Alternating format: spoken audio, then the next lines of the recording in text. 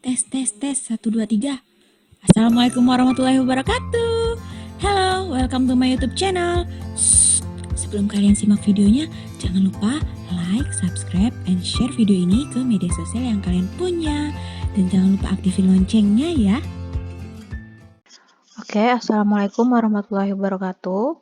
Bertemu lagi pada pertemuan kedua kita, yaitu kita membahas tentang asam basa.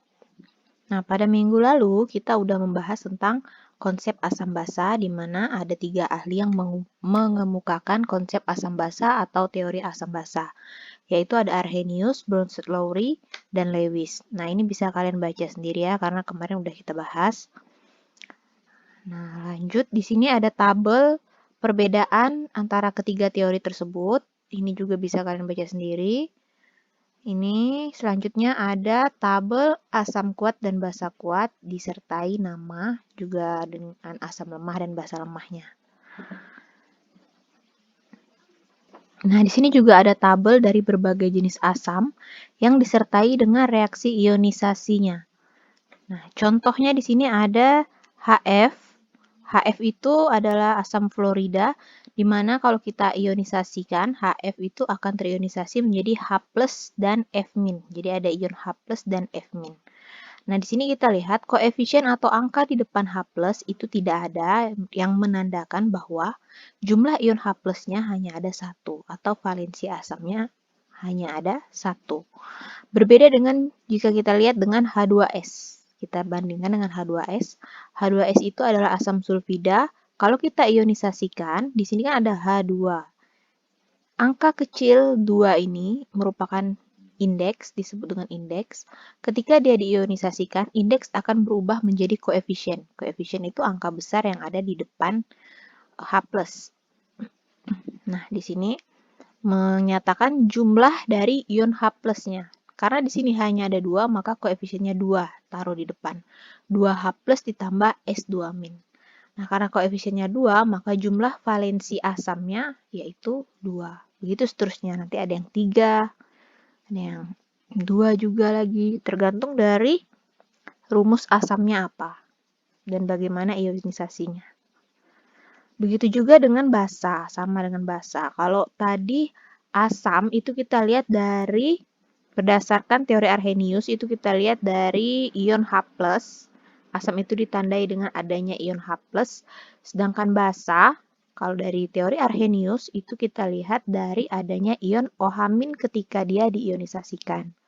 Contoh rumus basa NaOH namanya adalah natrium hidroksida.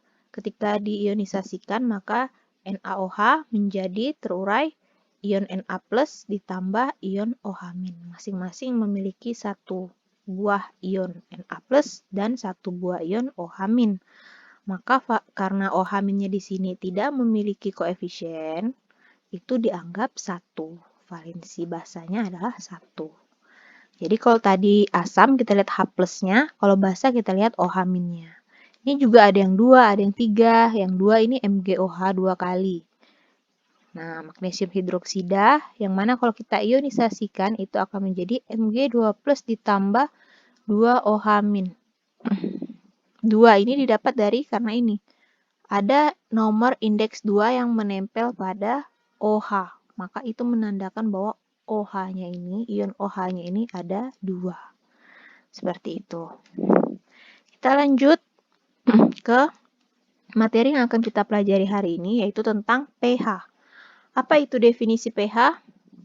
Jadi pH merupakan singkatan, yang mana pH itu adalah power of hydrogen, diambil dari bahasa Inggris. Jadi pH itu power of hydrogen. Nah, dalam artian pH larutan merupakan ukuran dari konsentrasi ion hidrogen dalam larutan. Konsentrasi ion hidrogennya dinyatakan dalam satuan molar.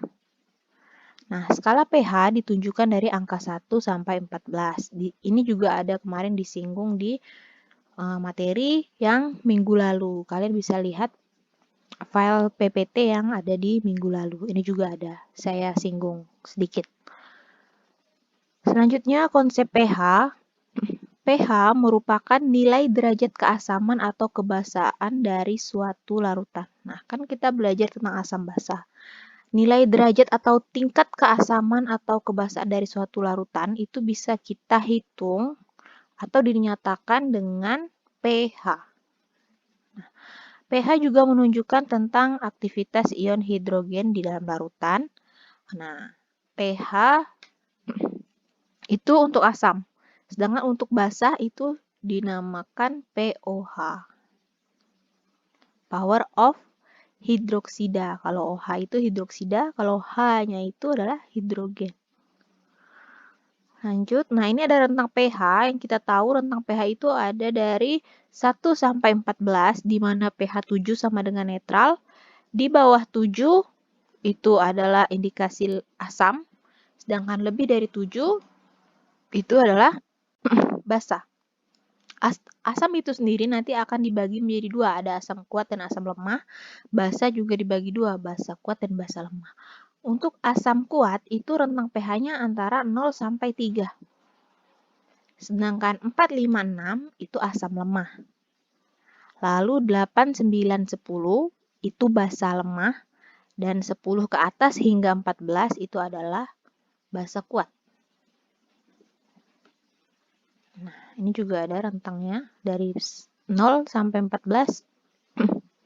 Di mana yang perlu kita ingat, apabila larutannya berbeda, pH-nya juga pasti akan berbeda.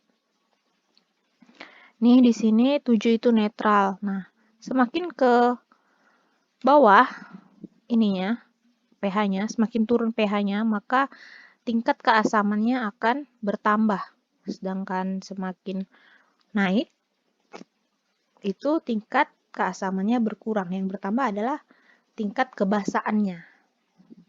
Seperti itu ya. Jadi ini bisa kalian amati.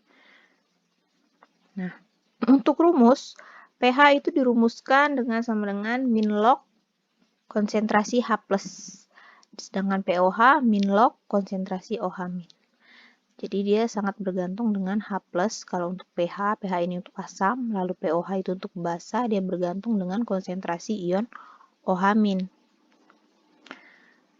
Nah, ini pH dan POH. Nah, jika konsentrasi H+-nya sama jumlahnya dengan konsentrasi OH-, maka dapat dikatakan suatu larutan itu bersifat netral. Tapi jika H+-nya lebih dari OH-, itu dia akan bersifat asam. Kalau H+ kurang dari OH-, ia akan bersifat basa. Nah, seperti yang saya bilang tadi, asam dibagi dua, ada asam kuat dan asam lemah. Begitu juga basa. Ada basa kuat dan basa lemah. Apa bedanya? Kuat dan lemah ini tergantung dari ionisasinya. Jadi kalau asam kuat, ia akan terionisasi sempurna atau hampir sempurna di dalam air, menghasilkan basa terkonjugasi yang lemah. Contohnya HCl, H2SO4, dan sebagainya.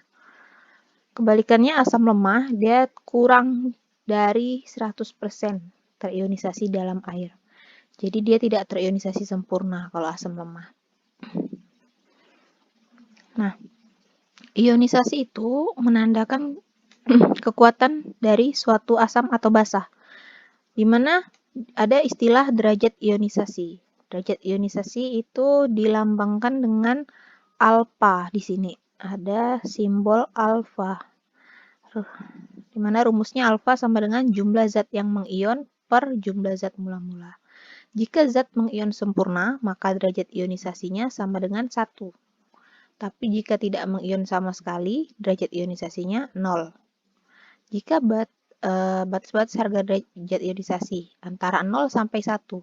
Jadi kalau dia harga derajat ionisasinya itu 0, berapa, misalnya 0,5, 0,6, 0,7, atau 0,2, itu bisa.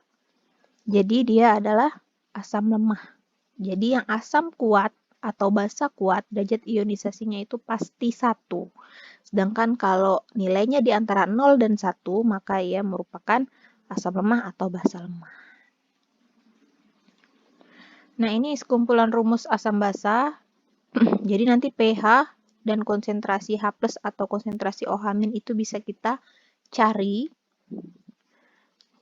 Ini ada dua kelompok rumus. Di sini ada asam dan basa lemah. Terus di sebelah kanan ada asam dan basa kuat. Untuk asam, ingat kalau asam itu identik dengan H+, maka rumusnya H+ sama dengan ini derajat ionisasi alfa dikali Ma, atau bisa juga dengan cara mencari H+ sama dengan akar Ka kali Ma. Ini perlu kalian ketahui bahwa tanda kurung ini menandakan bahwa ini merupakan konsentrasi. Jadi bacanya itu konsentrasi H+. Jadi konsentrasi H+ sama dengan akar Ka dikali Ma. Lalu kalau kita mau cari alfa atau derajat ionisasinya juga bisa pakai rumus akar Ka per Ma. Nah, yang bawah ini adalah konsentrasi OH-. Jadi kalau konsentrasi OH- berarti yang bawah ini, 3 ke bawah ini adalah rumus dari basa lemah. Untuk yang basa lemah. Sama. Rumusnya sama, hanya bedanya di H+ dan OH- saja. Terus di sini ada namanya Ka dan Kb. Nah, ini ada namanya Ka dan Kb. Kalau Ka ini adalah konstanta asam. Ma molaritas asam. Alfa derajat ionisasi. Nah, pada basa ini H+-nya berubah menjadi OH-. Lalu alfanya tetap. Nah, ini maaf saya salah ketik. Ini harusnya Mb ya, molaritas basa. Sama kayak gini. Ini akar Kb konstanta basa dikali molaritas basa. Seperti itu. Untuk asam kuat dan basa kuat, rumusnya lebih simpel. Untuk asam, konsentrasi H+ sama dengan A dikali Ma. Sedangkan konsentrasi OH- sama dengan B dikali Mb. Nah, yang perlu kalian ingat, A dan B di sini merupakan valensi. Jadi kalau A itu untuk valensi asam, sedangkan B itu untuk valensi basa. Taunya dari mana? Taunya dari reaksi ionisasi tadi yang udah saya jelaskan. Berapa jumlah ion H+ dan OH-nya ketika dia terionisasi. Maka itulah dia yang namanya valensi. Jadi kalau A untuk asam, yang B untuk basa. Nah, lalu di sini untuk mencari pH kita pakai min log H+, POH min log OH-. pH sama dengan 14 dikurang POH. Nanti kita akan menggunakan rumus ini. Nah, ini juga kumpulan rumus asam basa, sama kayak tadi. Kita masuk ke contoh. Bagaimana cara menghitung pH larutan asam basa? Jadi tadi kan asam itu dibagi dua, ada asam kuat, asam lemah. Basa juga, basa kuat dan basa lemah. Masing-masing cara untuk mencari pH-nya itu berbeda. Ini kita lihat dulu untuk yang asam kuat, di mana rumusnya adalah H+ sama dengan konsentrasi H+ sama dengan molaritas dikali valensi asam. Contoh, berapakah pH larutan HCl 0,01 molar? Nah, dari soal ini yang diketahui itu adalah molaritasnya. Molaritasnya 0,01. Lambang molaritas yaitu adalah M. Berarti M-nya kita tahu nih. Dia kan nyari pH. Yang diketahui molaritas. Nah, kita nggak bisa langsung cari pH, kita cari H+ dulu. Nah, kalau kita uraikan HCl itu terionisasi menjadi H+ ditambah Cl-. H+-nya di sini koefisiennya 1. Kalau koefisien 1 itu tidak ditulis di depan. Nah, berarti tinggal kalian masukkan saja ke sini. Konsentrasi H+ sama dengan 0,01 dikali valensi asamnya atau koefisien H+-nya kan 1. Berarti 0,01 kali 1. Tetap 0,01 molar. 0,01 molar ini kita baru bisa ke pH. pH itu kan rumusnya min log H+. Maka 0,01-nya kalian masukkan min log 0,01. Ingat kalau 0,01 ini kita jadikan perpangkatan sama dengan 10 pangkat negatif 2. Ketika dilogaritmakan, kita tinggal ambil pangkatnya saja. 10 pangkat negatif 2. Pangkatnya negatif 2, kita ambil 2. Berarti pH-nya sama dengan 2. Ini bisa kalian coba nanti di kalkulator. Hasilnya 2. Jadi kalau perpangkatan 10, dilogkan, kalian ambil dari pangkatnya. Nah, ini juga ada contoh lain. Ada soal. Tentukan pH dari larutan berikut ini. Yang pertama 0,365 gram HCl dalam 100 ml air. Kita lihat penyelesaiannya. HCl. Nah, sebelum kalian tentukan pH itu penting karena nanti di soal kalian tidak akan diberitahu apakah itu asam kuat, apakah itu termasuk asam lemah, apakah termasuk basa lemah atau basa kuat, itu tidak akan diberitahu. Hanya diberitahu senyawanya saja. Untuk itu kalian bisa sering-sering membaca atau menghafal jenis-jenis asam kuat, asam lemah, basa kuat, dan basa lemah.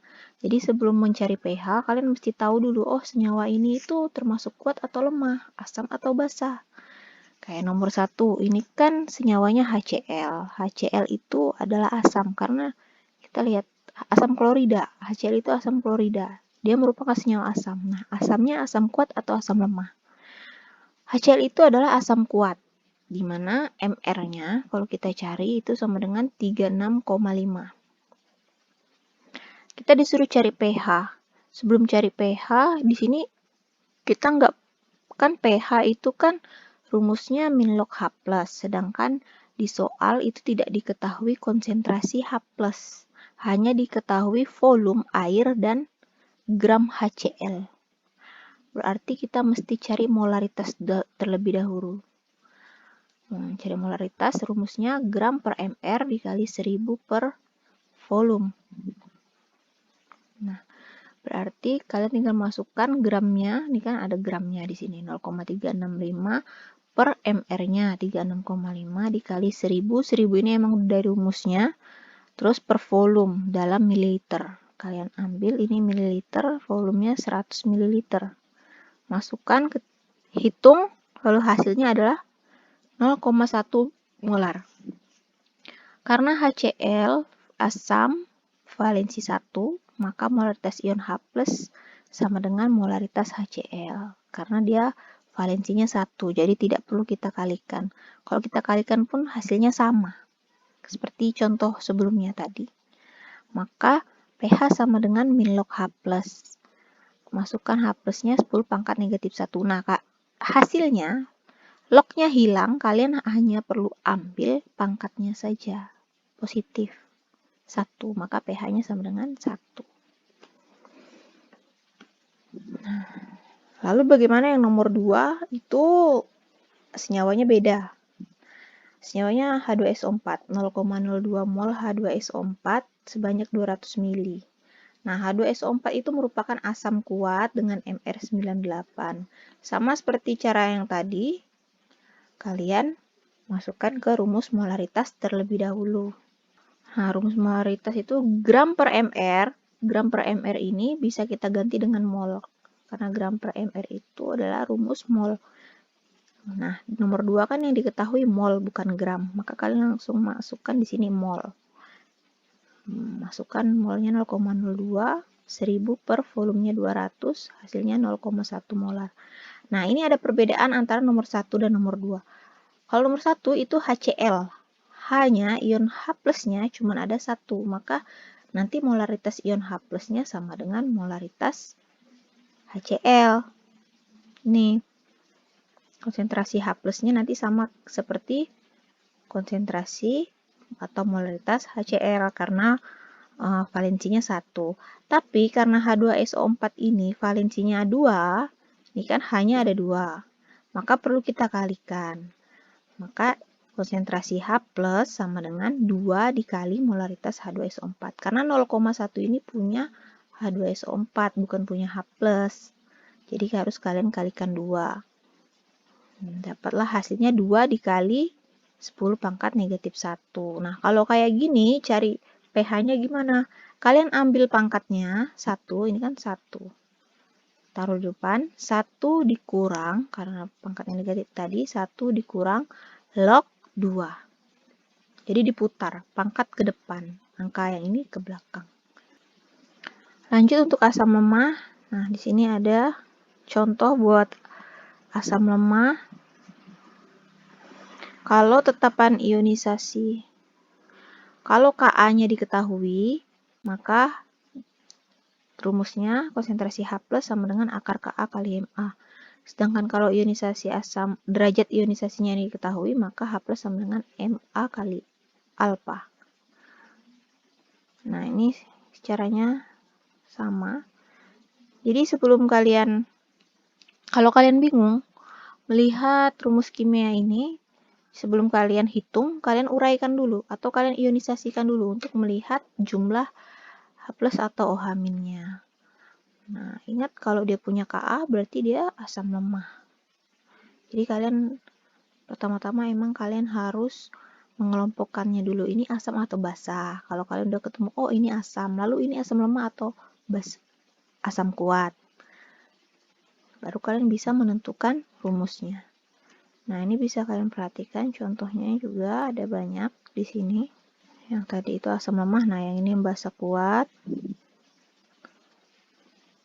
Nah, kalau basa kuat, ini ada soal, tentukan konsentrasi OH- dan pH larutan NaOH 0,1 molar. NaOH itu punya OH di belakangnya. Ini kita ionisasikan kan, tadi seperti di awal, NaOH kalau terionisasi menjadi Na+ dan OH-. Kita disuruh cari pH dan konsentrasi OH-. Dengan data yang diketahui adalah Mb atau molaritas basanya sebesar 0,1 molar, B atau valensi basanya sama dengan 1. Kenapa Bu valensi basanya 1? Karena itu tadi kalau kita ionisasikan, ini NaOH akan menjadi Na+ ditambah OH-. Koefisien OH-nya hanya ada 1, maka valensinya sama dengan 1. Yang ditanya, nah ini maaf juga saya salah ketik, ini harusnya OH- ya. Maaf, nanti kita perbaiki. Jadi yang ditanya itu OH- dan pH, konsentrasi OH- dan pH. Jadi kita cari dulu konsentrasi OH-nya. Nah, ini rumus OH- kan di awal. NaOH itu kan basa kuat, maka dia pakai rumus konsentrasi OH- sama dengan B dikali Mb, atau valensi basa dikali molaritas basa. B-nya sama dengan 1, lalu molaritas basanya 0,1, maka dapatlah konsentrasi OH-nya 0,1 molar. Lalu pH-nya bagaimana? Nah, perlu kalian ingat, ini kan basa. Basa itu kan OH-. Maka sebelum ke pH, kita mesti cari pOH dulu, nggak bisa langsung ke pH.